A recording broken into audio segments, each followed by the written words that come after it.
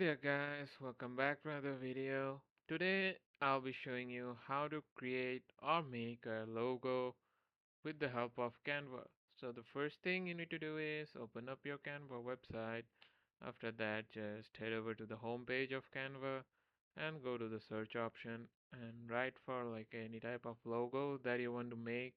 Like keep resemblance with the type of logo that you want and then search for it. Let's just say I'll search for a coffee shop logo.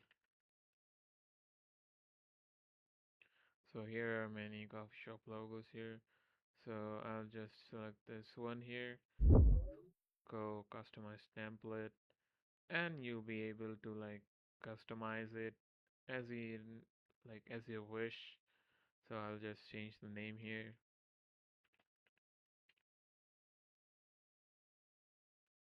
So I just changed the name of the shop. So if you want to edit the background colors, you can also edit colors, and if you want to add more elements, you can add more elements from here. So that's it. That's how you create or make a logo with the help of Canva. So that's it with the video guys. I hope it helps you. Thanks for watching and take care.